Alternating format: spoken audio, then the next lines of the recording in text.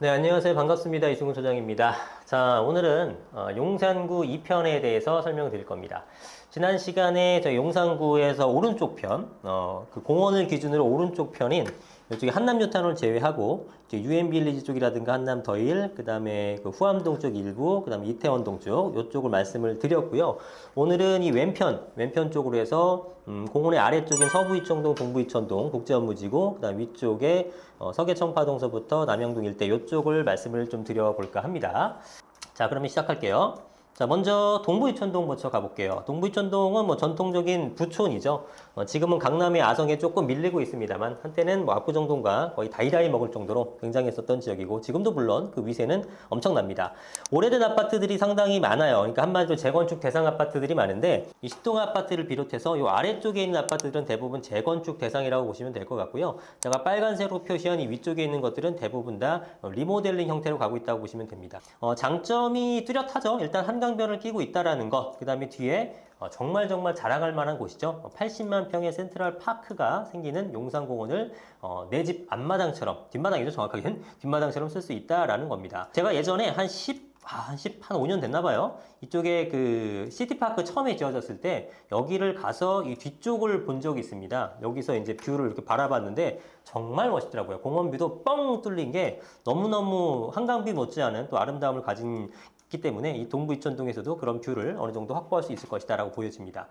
그런 면에서 이제 그 신동 아파트가 좀 특이하게 제가 특별하게 보는 이유는 뭐냐면 이쪽에 있는 리모델링 아파트 단지들은 뒤쪽에 있는 공원 뷰를 물론 그쪽에다가 북향으로 집을 짓진 않겠습니다만 어쨌든 뷰가 확보가 되는 거고 이 아래쪽에 있는 단지들은 이제 한강뷰가 확보가 되는데 신동 아파트는 뭐 단지 기준이긴 합니다만 뒤쪽과 앞쪽을 모두 다 바라볼 수 있는 장점이 있어서 이런 면도 특별히 좀 다른 지역 다른 아파트보다 나은 면이 있다라고 생각이 듭니다.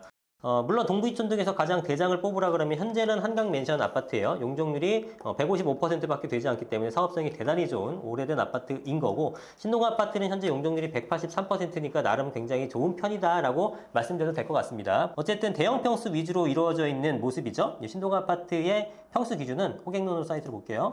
31평서부터 68평형까지 돼 있잖아요. 그러니까 보통 우리가 흔히 얘기하는 20평대라든가 이런 평형대가 없죠. 그래서 대부분 큰 평형대, 그리고 큰 평형대가 적지도 않습니다. 54평 같은 거는 360세대, 68평 230세대나 되기 때문에 이게 무슨 뜻인지 아시죠? 평형대가 넓게 구성되어 있다는 것은 실제 보여지는 용적률보다 사업성이 더 좋다는 의미가 됩니다.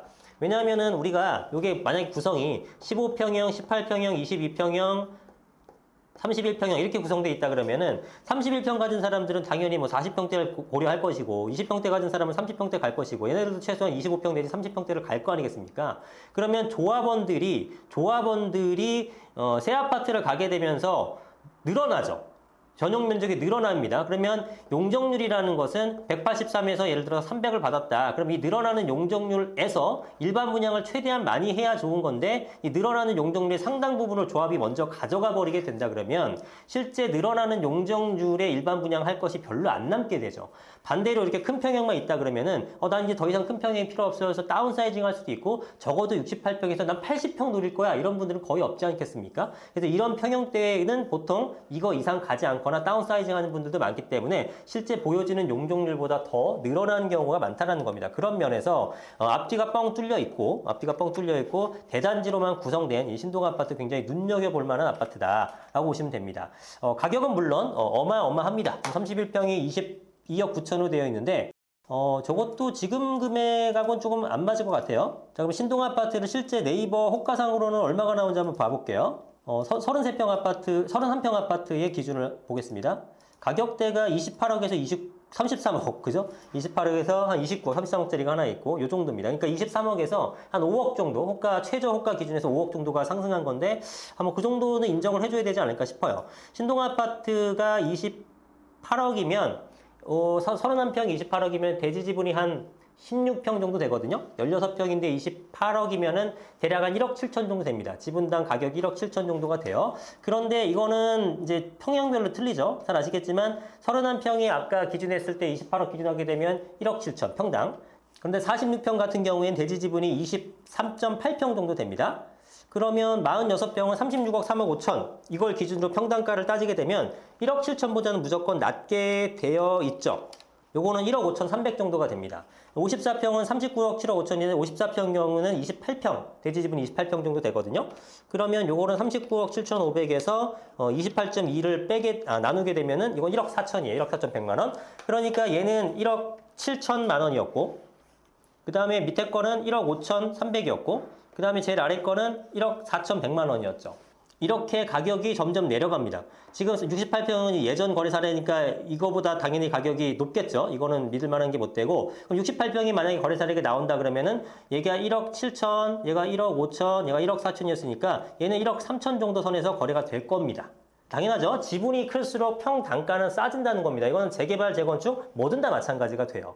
하지만 당연히 33평보다 46, 54, 68 높아질수록 투자 금액은 훨씬 더 높아지게 되죠. 당연하게도. 네, 그렇기 때문에 이런 현상이 생기는 거고, 이 신동 아파트, 아무도 신경 안 쓰는 신동 아파트 오른쪽, 북동쪽 편에는 이렇게 작은 블럭이 있습니다. 요거를 말씀하신 분이 있는지 모르겠는데, 여하튼 이 부분은 올해 6월달인가요? 요때도 여기도 개발을 하자. 왜냐하면 서울시 입장에서는 이렇게 블랭크가 생기는 걸 싫어합니다. 예, 당연히 우리가 재개발 예전에 이렇게 진행되다가 뉴타운 해 그래서 이렇게 뭉쳐놓고 여기를 한 번에 개발하는 것처럼 이렇게 여기만 개발하고 여기 개발하고 여기 개발하는 재개발 형식으로 하게 되면은 여기는 개발이 안 돼 버리잖아요. 이런 걸 싫어하는 겁니다. 그래서 이러한 형태들을 이렇게 남아있는 형태들은 지금 어떻게든 개발시켜 주려고 하는데, 첫 번째로는 신동 아파트 니네가 편입해서 같이 가라라고 얘기를 하고 있습니다. 근데 이거는 강제사항은 될 수가 없고요. 권고사항이기 때문에 신동 아파트에서 여기를 싫어요 하게 되면은 뺄 수도 있는 거예요. 그래서 이건 어떻게 될지 모르겠지만 여기도 한번 눈여겨보실 필요가 있지 않을까라고 생각이 들고요. 지금 이게 좀 희한하게 예전에 1980년대 신동 아파트가 지어질 때는 요게 지금 보시면 1동부터 16동까지 있잖아요. 요 부지도 원래 신동아 부지였습니다. 17동의 부지였어요. 근데 사업성을 이유로 요거를 제외시켰습니다. 제척시켜버린 거죠. 그래서 이번에도 껴줄지 모르겠습니다만, 어쨌든 여기가 아까 31평이 대지 지분 16평이 얼마였습니까? 28억 정도라고 했을 때 평당가가 1억 7천이라고 그랬잖아요. 평당. 그러면 여기 있는 것들도 만약에 여기 편입이 된다 그러면은 대지 지분 가격을 대충 유추해 볼 수가 있겠죠. 어느 정도 가격이 가치가 있는지. 그러면 여기 있는 것들이 소유자가 지금 보통 한 90명에서 한 100명 사이 된다고 합니다. 그럼 러프하게 100명 잡아볼거예요. 보수적으로. 100명 정도의 소유자가 있는데 여기에 땅이 요렇게 아까 재보니까 한 1,500평 정도 되는 것 같아요. 1,500평 정도. 그러면 어떻게 됩니까? 대지 지분이 한 15평 나오죠. 15평? 그러면 16평인 이 31평 아파트와 비슷하죠, 대지 지분이. 그러면 대지 지분 16평짜리가 지금 한 28억 정도 하니까 여기 있는 것들도 한 이 정도 가격을 해야 되느냐? 이론적으로는 그렇지만 일단은 여러 가지 리스크가 있죠. 일단 얘가 신동 아파트랑 같이 갈 거라고 생각이 안 들 수도 있고요. 그죠? 리스크가 있죠. 뺄 수도 있잖아. 그리고 이게 만약에 같이 간다고 하더라도 여기 있는 한 평의 대지 지분과 여기 있는 한 평의 대지 지분은 일단 감정평가가 차이 납니다.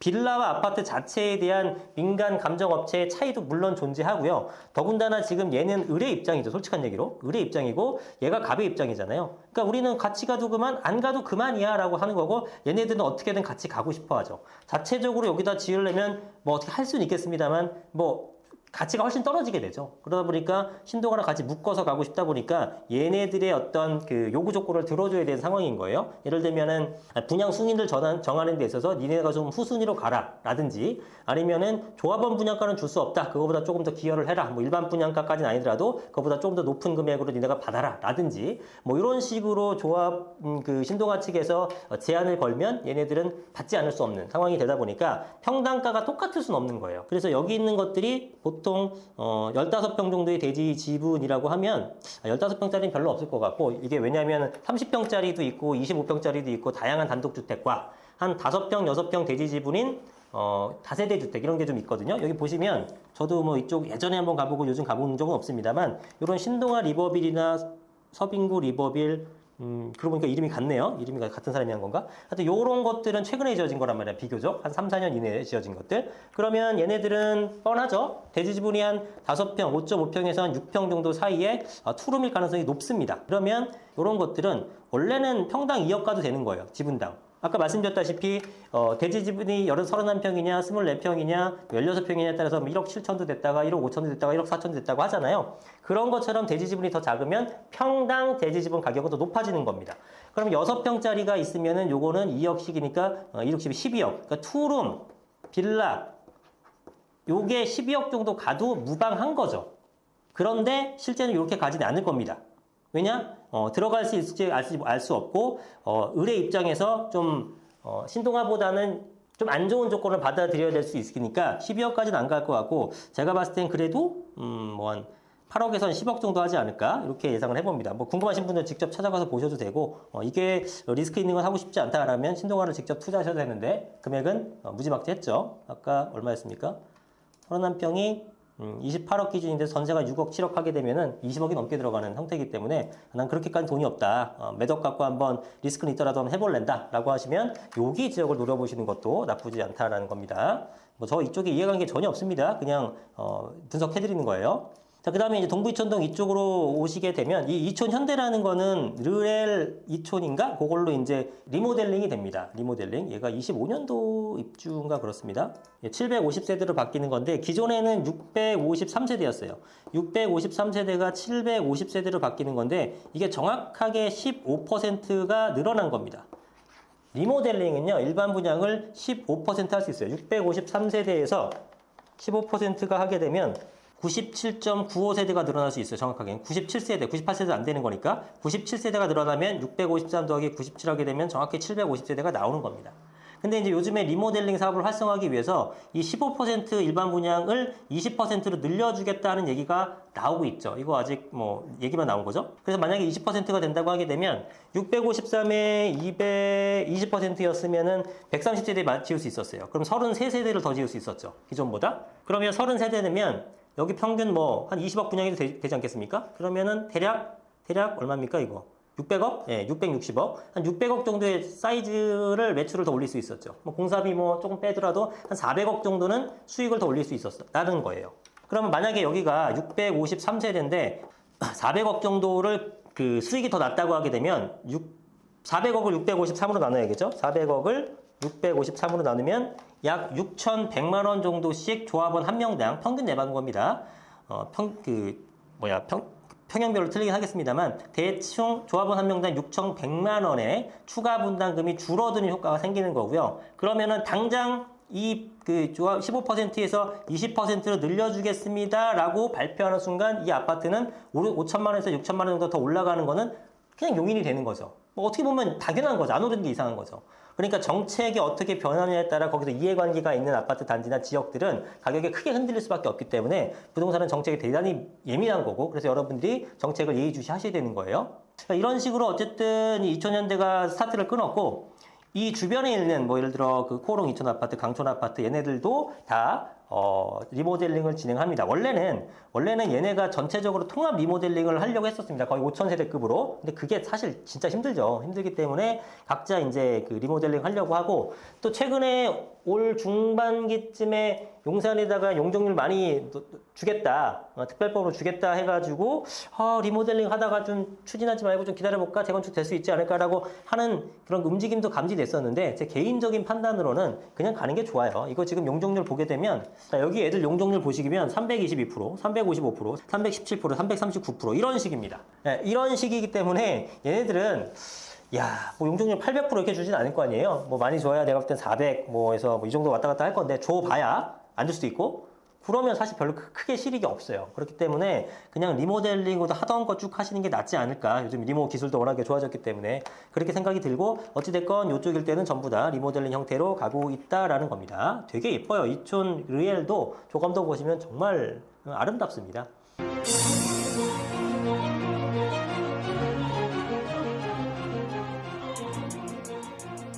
그리고 이 아래쪽에 이제 그 2015년도에 입주했던 정말 높이 이렇게 세 동이 중간에 브릿지, 스카이 브릿지 연결해가지고 있는 아파트 보신 적 있죠? 뭐 올림픽대로나 강변북로 지나가시면서 그게 레미안 첼리투스 아파트라는 건데 1대1 재건축한 아파트입니다.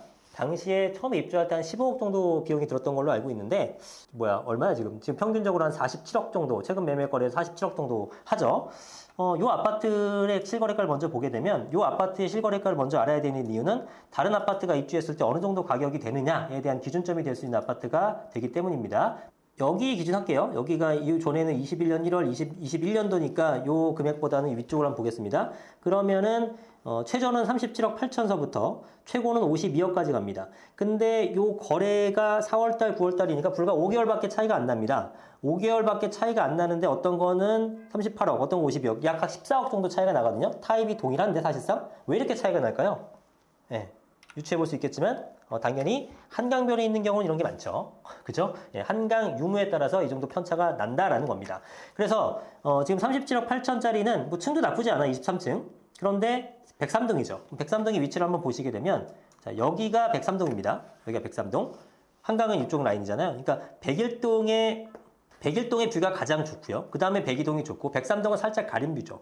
그러니까 다 뷰는 남양뷰는 다 한강뷰를 확보는 했다고 하지만 완전히 탁 트인 뻥뷰와 이렇게 살짝 보이는 살짝뷰는 가치가 좀 있을 수밖에 없죠. 그래서 그게 가격이 반영된 겁니다. 그러니까 101동 층도 높고 47층은 52억, 그 다음에 103동은 38억이 되는 거고 101동 같은 경우는 낮은 층 18층임에도 불구하고 101동이란 이유만으로 45억 거의 가까이 가는 44억 5천만 원의 거래가 됐고요. 이거 똑같은 거래 같은데 그리고 102동도 여기에 팍 트인 거 35층, 27층 같은 건 높은 금액 역시나 뷰가 잘 보이는 그런 라인이라고 볼 수가 있겠죠. 그러면 똑같은 맥락에서 반도 아파트가 이렇게 있잖아요. 1동하고 2동이 있습니다. 1동, 2동이에요. 어떤 게 더 좋을까요?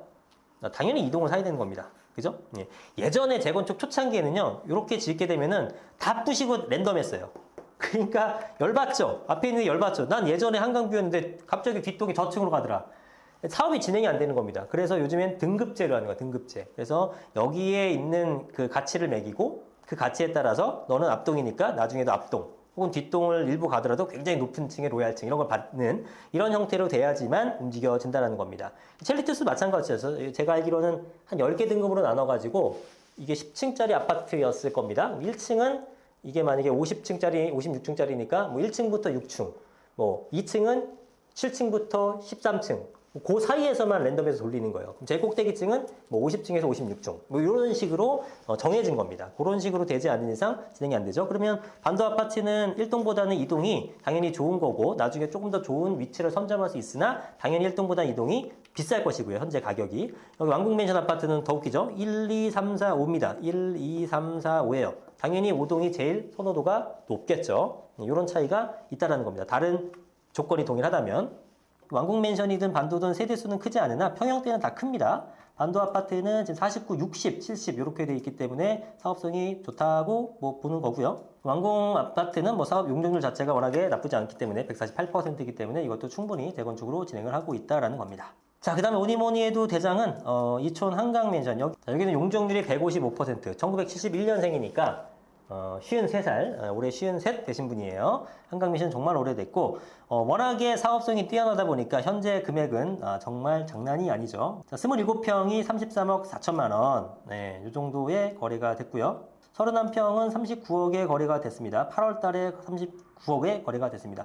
전세는 당연히 뭐 장난 아니죠. 한참 낮죠. 그래서 4억, 아까 39억인데 전세가 4억이니까 얼마입니까? 35억 가까이 지금 현금이 필요한 그런 상황이라고 볼 수 있죠. 자, 그리고 여기도 보시게 되면 조그만 아파트들 많아요. 뭐 요까지 지금 제가 다 할 시간이 없는데 요것도 조그만 50세대, 60세대, 뭐 100세대 이런 것들이 많이 있는데 다 오래된 내지는 2009년도, 8년도에 지어진 거 몇 개 있습니다만 대부분은 70년대 중반 요때 지어진 것들이라 작게나마 각자 재건축을 진행할 것이다. 그래서 동부이촌동은 모든 것이 다 변모를 할 것이기 때문에 우리나라의 최고 부천의 자리로 다시 한번 진입을 할 것이다 라고 생각이 듭니다. 반포의 가격을 따라잡느냐 못 잡느냐 그런 얘기가 많은데 반포가 물론 강남이기 때문에 가격은 더 앞서고 있습니다만 나중에 이제 반포가 미리 먼저 지어진 부분 요즘에는 그 연식에 따라서 가격 편차가 워낙 크기 때문에 나중에 더 지어지고 이거 두 개의 연차 편식이 크다 그러면은 용산이 앞서지 말라는 법도 없습니다. 예, 충분히 그럴 수 있는 지역이 된다라고 보는 거죠. 자, 그 다음에 이쪽에 보시면 자, 용산 여기 뭐 이런 거 볼까요? 용산 아세아 아파트 같은 거 있죠? 요거는 뭐냐면은 텅 비었어요. 예전에는 이게 이제 미군 부지 뭐 그런 걸로 용도로 쓰였어요. 뭔가 국방부 땅이었죠. 그러다가 2014년도인가 부영이라는 브랜드 아십니까? 부영 사랑으로 해서 임대주택 많이 짓는 그런 그룹. 거기서 그 부영에서 이 땅을 샀습니다. 뭐 3,200억이나 3,300억 주고 샀고, 그래서 아파트를 지으려고 했었죠. 그래서 보시게 되면은 써있긴 합니다. 2025년 예정 969세대인데 아마 25년에는 못 들어가고요. 지금 착공도 안 했는데. 예, 그래서 이거보단 당연히 늦어지게 되는 거고, 얘네가 땅을 사고 나서 뭐 이러저러한 인허가 절차 받고 막 그러다가 여기가 이제 미군이 쓰던 데였으니까 이제 미군에서 그 한 150세대를 이제 사용을 하기로 했어요. 뭐 직원 숙소라든가 이런 걸로 사용을 하기로 했는데 이 미군 측에서, 그러니까 미국의 대사관 측에서 이제 요청을 한 겁니다. 어떻게 요청을 했냐면은 설계 변경을 좀 해달라. 비상계단도 좀 놔두고 뭐 이런 것들이 하는데, 제가 봤을 때는 아마 얘네가 쓰는 부분에 대해서 제가 예전에 한 6, 7년 전에 평택 쪽에 미군 부대 많잖아요. 거기서 미군 부대 전용 그 단독주택이라든가 내지는 그런 단지형 아파트 이런 것들을 분양을 깨봤었는데, 확실히 미군이 쓰는, 미국 사람들이 쓰는 아파트의 구조는 전혀 다릅니다. 일단은 걔네들은 아파트 문화가 아니죠. 그러니까 아파트 자체를 일단 선호하지 않아요. 단독주택을 선호하고, 근데 우리나라 걔네들은 땅덩이가 넓으니까 우리나라가 거의 100배 되지 않습니까? 98배인가 되는데 땅이 넓고 인구는 6배밖에 안 돼요. 그러니까 인구 밀도 차이가 한 14배, 15배 차이 나니까 당연히 걔네들은 단독주택 짓고 살죠. 근데 우리나라는 그게 안 되지 않습니까? 오밀조밀 특히나 서울 수도권에 엄청나게 몰려있는데, 그러니까 무조건 아파트를 지어야 되는 상황인데, 그 아파트를 짓때 뭐 단지형 다세대를 짓때 얘네들이 생활하는 문화는, 여러분도 영화에서 많이 보시겠지만 일단은 그 단지 내에 기본적으로 농구 코트, 그 다음에 조깅 트랙 같은 거, 그리고 코인 그 세탁실, 피트니스 센터, 무조건 운동 많이 하니까, 그리고 바베큐 시설, 뭐 이런 것들, 왜냐면 주말에 맨날 걔네들은 파티하니까, 하여튼 뭐 이런 것들이 무조건 구비가 돼야 됩니다. 그리고 세면대도 이렇게 하나가 아니라 2개, 부부가 이렇게 따로 쓰나? 하여튼 2개 있는 것들을 선호하고요. 실제로 미군 전용 아파트 가보시게 되면 일반적인 구조랑 틀립니다. 하여튼 뭐 그런 식으로 요청을 했는지 어떤지 모르겠습니다만, 걔네가 요청하게 되면서 이게 거의 착공이 한 2년 늦어졌어요. 21년도 착공하려고 그랬는데 여태까지도 잘 못하다가 2년 정도 지나서 지들도 써야 되는데 뭐 요청해봤자 이게 뭐 잘 안 되고 하니까 그냥 철회를 했어요. 철회를 했는데 부영 입장에서는 좀 억울한 거죠. 아, 이거 그냥 하면 되는 것 같다가 질질 끄는 바람에 서울시에서도 명확한 입장도 안 내고 하니까 우리 2년 동안 어떤 금융비용이나 이런 거 손해봤다 하면서 서울시에다가 용적률 상향이라든가 이런저런 인센티브를 좀 줘라 라고 하는 입장이고, 서울시에서는 아이씨, 인허가 났는데 어떻게 또 그러냐. 그러나 일단 전향적으로 검토를 해보겠다. 뭐 이런 정도 입장에서 입장차만 확인하고 있는 상황인 겁니다. 그래서 이게 언제 진행이 될지는 잘은 모르겠습니다. 예, 그래서 그런 상황으로 어쨌든 여기가 전체적으로 크게 개발된다는 건 맞고요. 그리고 요 아래쪽에 보시면 이게 65번지, 65-100번지 일대라고 하는데, 예전부터 벌써 한 15년 전부터 말은 많았습니다만 실제로 여기는 동네는 딱 봐도 좀 처져 있고, 예, 이쪽이니까 지저분하겠다 생각이 들죠. 실제로 그렇습니다. 거리뷰를 잠깐 살펴보면 이런 동네예요. 이런 동네. 예, 이게 뭐야? 이거 15년 지주택 거짓말. 이젠 뭐 어쩌고저쩌고. 저주택 진행하다가 안 됐나 봐요. 지주택은 하지 마세요. 제가 여러 번 영상 찍었죠. 그러면은 지금 여기 파란색 표시가 된 게 이게 차량이 다니는 건데, 여기 가다가 포기했네. 그죠? 예, 들어갈 수가 없다는 겁니다. 이게 막힌 도로니까 들어갔다가 못 빠져나올 것 같아서. 하여튼 여기가 어쨌든 이제 개발이 될 예정이에요. 그래서 이쪽이 뭐 신통으로 하든지 뭐 아마 그럴 겁니다. 그래서 이쪽은 어쨌든 개발이 되면 위치는 끝내주는 거예요. 예, 완전히 뷰가 뻥 뚫리는 그런 모습을 보이고 있죠. 자, 그 다음에 용산에서 가장 큰 2개의 어떤 개발 핵심 사업이라고 얘기를 한다면, 이쪽에 있는 80만 평의 센트럴 파크와 더불어 이 아래쪽에, 왼쪽에 있는 국제업무지구에 대한 개발이죠. 단군일의 최대의 사업이라 불리는 그런 곳이죠. 그래서 엄청난 규모의 개발이 될 것으로 보여집니다. 사이즈도 사이즈이지만 일단 한 1,500에서 1,800%의 용적률은 뭐 역대급으로 없었죠. 예, 우리나라에서는 절대 없었던 그런 용적률의 인센티브를 주면서 거의 핵심 중에 핵심으로 만들려는 그런 구상을 하고 있는 겁니다. 그래서 예전에 이 서부 이촌도까지 합쳐져서 뭘 하려고 했다가 무산되고요. 뭐 요구하기도 힘들어 죽겠는데 여기 보상 어쩌고저쩌고 하다가 정말 뭐 글로벌 금융위기까지 맞으면서 다 엉망진창이 됐고, 지금은 다시 한번 이제 프로젝트를 추진하려고 하면서 뭐 앵커 건물을 25년도까지 뭐 구축하겠다 하여튼 굉장히 적극적으로 움직이고 있습니다. 그러다 보니까 이 주변 일대에 있는 어떤 그 용산의 빌라든 상가든 뭐 부동산이라고 생긴 것들은 전부 다 가격이 급등하는 그런 현상을 맞이하고 있죠. 일단은 서부 이촌동 살짝 먼저 보게 되면 이쪽에 중산 시범 아파트, 시범 중산 아파트는 이름이 중산이잖아요. 이게 왜 중산 아파트냐면은 진짜로 중산층을 겨냥한 아파트이기 때문에 중산 아파트고, 가격이 얼마 정도 같습니까 이게? 예, 여러분 생각보다 굉장히 저렴합니다. 호가 5구를 기준으로 봤을 때 9억 5천서부터 11억 8천, 평균 10억 내외밖에 하지 않는 놀라운 일이 벌어지고 있죠. 그 단군의 최대 사업이라는 국제업무지구의 바로 코앞에 있고 한강변이 쫙 보이는 뷰를 갖고 있는 용산의 나름 핵심 지역이 10억도 안 된다. 말이 안 되는 거잖아요. 그럼 용적률이 미친 듯이 높냐. 높아도 이 금액은 말이 안 되지만 용적률도 195%예요. 나름 재건축할 수 있습니다. 예, 그런데 왜 이런 금액이 되느냐? 예, 보시게 되면 여기 이런 데 있죠. 추진위원회 시유지 매수 협의 중 이게 중요한 내용이 됩니다. 여기가 이 중산 아파트가 좀 역사적인 좀 히스토리 연역이 좀 있어요. 이게 뭐냐면 이게 1970년도에 입주한 아파트인데 그 마포구죠. 마포구의 와우 아파트라고 아십니까? 이 와우 아파트가 요거 입주하기 몇 달 전에 무너졌어요. 그러면서 그때 당시 서울시장 사임하고 그 이쪽에 그 관련된 그 공무원들이 대폭 물갈이가 됩니다. 그러면서 놀랍게도 이 중산 아파트에 대한 토지 소유권 내역 자체의 그 서류를 분실합니다. 서울시 행정적으로 실수죠. 그래가지고 요거 입주할 때 토지 소유권을 제대로 정립시켜주지 못한 거예요. 그래갖고 나중에 결국은 일단은 그게 정리가 안 되니까 해달라 하지만 뭐가 있어야지 뭐 제대로 해줄 거 아니겠어요. 뭐 나중에 제대로 안 됐으면 그거 고치는 것도 힘드니까 어영부영 하다가 건물 소유권만 넘어간 겁니다. 그럼 토지는 여전히 서울시 소유예요. 되게 놀랍죠? 그런 일이 발생했었는데 그러다가 나중에 이게 오랫동안 우리 주민들이 여기 그 입주민들이 아파트 건물 소유권자가 오랫동안 여기를 점유 취득하고 있었으니까 이거를 토지는 우리 소유다라고 행정소송을 제기했으나 대법원까지 간 끝에 패배했습니다. 그래서 여전히 이거는 서울시 땅이에요. 그러니까 이 금액은 뭡니까? 대지 지분이 없는 건물 가치만 갖고 있는 가격입니다. 그럼 어떻게 재개발합니까? 여기 마찬가지 시유지 매수 협의 중 하잖아요. 서울시에서도 이거를 꼭 갖고 있을 필요 없죠. 얘 쫓아내고 우리가 지을 거야 이거 아니잖아요. 일반 민간 기업자 아니고.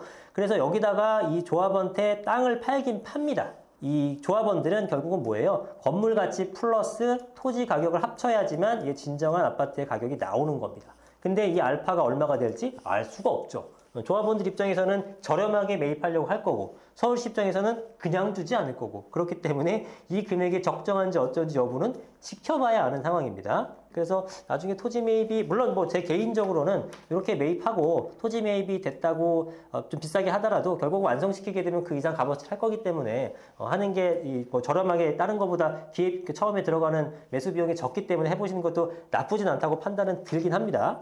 376%짜리 성원 아파트는 지금 가격이 뭐 18억 이렇게 하잖아요. 근데 이 금액이 말이 안 되는 거고 뒤에 있는 이촌 동원 베네스트 이런 것도 15평이 14억 9천 용적률이 248%고 이종 주거지일 거예요. 이종 주거지죠. 이종 주거지에서 248%면 뭐 1대1이죠. 그렇게밖에 안 가기 때문에 재건축 사업성이 좋다고 볼 수는 없는 아파트지만 그래도 어쨌든 업무지구 바로 앞에 있다라는 점 때문에 가격이 높게 형성이 된 거고요. 15억 정도 좀 하네요. 그렇습니다. 데이림 아파트 20억 다 그런 식입니다. 동아그린 14억 5천 얘네들도 뭐 용적률이 384% 기가 막히죠. 다 리모로 갈 애들이라고 보시면 되겠습니다. 자 어쨌든 서부 이촌동은 앞뒤로 뒤는 직주 근접성 여기 뭐 주거단지가 좀 들어온다고 해도 거의 한 70% 가까이는 아마 상업 용지이지 않을까라고 생각이 드는데 그러면은 대단하죠. 엄청난 어떤 인프라 효과를 누릴 수 있기 때문에 좋다라고 보시면 됩니다. 문제는 돈이죠 항상. 비싸다. 좋은 거 다 안다. 그런데 비싸다. 자, 그 다음에 여기서부터는 아실 사이트로 어디 개발되는지를 한번 지켜볼게요. 자, 이렇게 보시게 되면은 이쪽에 정비창을 대규모로 개발을 하게 되면 이 주변 일대가 당연히 크게 바람이 불겠죠. 예전부터 있었던 그 개발 지역 중에 한 곳이 바로 용산 정비창 전면 1구역이라는 곳이에요. 뭐 전면 1-2구역도 있고 여기 3구역도 있는데 다 개발이 됩니다. 어쨌든 메인은 여기이기 때문에 여기서도 이제 조감도 보게 되면은 여러 동 짓죠. 이렇게 여러 동 짓는데 다 한강뷰가 가능하게끔 그렇게 짓게 되고요. 가격은 뭐 장난 아닙니다. 뭐 매물별로 틀리지만 한 1억 3천에서 1억 한 6, 7천 정도까지 가는 모습입니다. 근데 뭐 아파트만 됐다 하면 뭐 어마어마하게 좋으니까. 세대원이 한 470, 80명 되고 470 몇 명 되고요.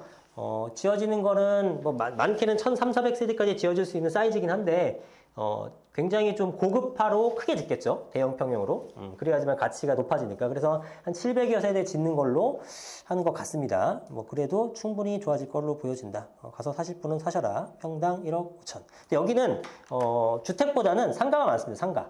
상가는 뭐 주택세 포함도 안 되고 뭐 이런 부분이 있어서 뭐 근생 받아도 이거 다 조합원으로 인정받으니까 그렇게 할 거고. 다만 토지거래 허가구역이니까 그것 때문에 거래가 잘 되고 있지는 않아요. 기존에 입주했던 것들 한 5, 6년 전에 입주했던 것들이 센트럴, 용산 더 센트럴과 용산 푸르지오 서밋인데 얘네들도 가격이 무시무시합니다. 30억이 넘어가겠죠.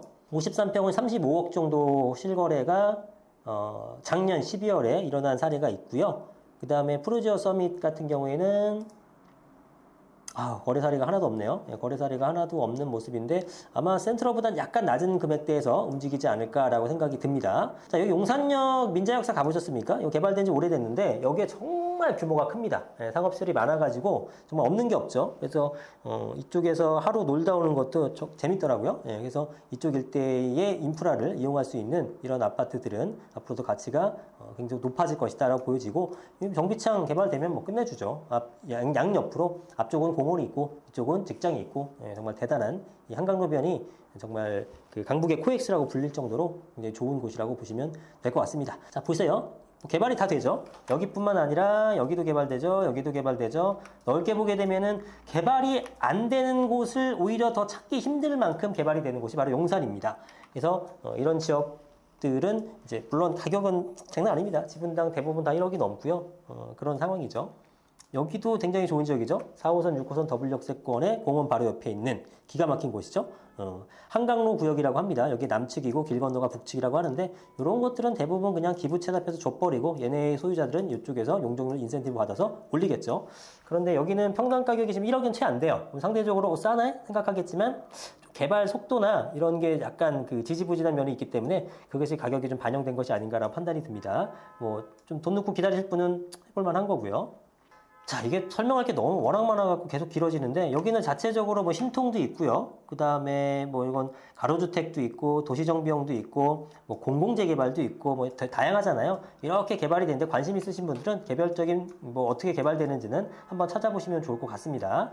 이 아래쪽 모아타운, 이건 뭐 3차 모아타운으로 용산 지정돼서 이때 아마 처음 지정되고 가보니까 한 4억 정도? 뭐 갭이 4억 정도 되더라고요. 뭐 이 정도 됐었던 지역이고 여하튼 이런 것들이 있습니다. 그래서 용산은 개발이 엄청나게 많이 되는 곳이고 한남뉴타운과 기존의 이태원 고급주택 지역과 이미 부촌을 형성한 한남도일 나인원 한남 유엔빌리지 요 일대, 그 다음에 동부 이천동 일대, 한강로변 일대, 여기에 그 서부 이천동 및 그 뭡니까 이거 국제업무지구의 개발, 그리고 80만 평의 녹지, 그리고 서울역 일대 주변의 청파동 서계동 일대의 대규모 개발, 후암동 개발. 야, 정말 없는 게 없네. 개발이 안 된 데가 찾기가 힘들죠? 이런 동네입니다. 그래서 이런 동네이기 때문에, 용산에 점 하나로 짓겠다라고 얘기가 계속 나오는 거고요. 실제로 개발이 지금 잘 안 되고 있는 게 이제 동호암동 일대라든가 이런 몇몇 군데가 있는데, 이런 데는 더디죠. 이런 게 다 개발되고 나서나 한번 개발해볼까 말까가 되는데, 현행법상으로 사실상 거의 불가능한 거고요. 다만, 나중에는 어떻게 변할지 모르기 때문에 소액으로 들어가 놓고 진짜 한 20년 내지 한 30년까지도 기다리겠다 하신 분들은 추천드립니다. 그런데 한 놓고 내가 10년 내로 어떻게 쇼부 봐야지 안 될 수도 있어요. 안 될 수도 있기 때문에 그거보다는 정말 초장기 투자가 가능하신 돈이다. 난 20년 내지 30년짜리 적금 부을 거야. 이런 분들만 투자를 하시길 권해드립니다. 돈이 많은 분들은 동부이천동이든지 이런 개발지로 가시면 되는 거고, 그렇게까지 오래 안 기다릴 거예요 하는 것들은 여기 모아타운이든 신통이든 이런 거 하는 것들, 투자 가능 여력이 있거나 투자 가능한 그런 내용을 찾아서 들어가시면 좋지 않을까 싶습니다. 그래서 용산은 두 번에 걸쳐 말씀을 드렸고, 그 다음에 한남뉴타운은 제가 따로 하기 때문에 안 했었죠. 그래서 요거는 다음 시간에 한번 한남뉴타운에 대해서 별도로 말씀을 드리도록 하겠습니다. 사실 용산구는 강남을 넘어설 수 있는 단 하나의 후보를 뽑자면 당연히 첫손에 꼽히는 지역입니다. 입지가 워낙에 좋고 대규모의 개발들이 밀집되어 있고 앞으로 친환경적인 것들이 진짜 중요하게 될 텐데, 특히나 부자들은 그런 것들, 삶의 질을 많이 추구하잖아요. 그런 면에서 강남을 월등하게 앞설 수 있는 이러한 대규모의 센트럴파크가 생긴다는 점이 강남을 갖지 못한, 강남의 모든 장점을 흡수하지 않았어도 강남이 갖지 못한 장점을 갖고 있기 때문에 강남을 능가할 수도 있다는 얘기가 나오는 바로 그 지역입니다. 그래서 오늘은 용산에 대해서 말씀드려봤고, 다음 시간에 한남뉴타운에 대해서 말씀드리겠습니다. 구독과 좋아요 많이 눌러주시고 더 좋은 영상으로 찾아뵙도록 하겠습니다.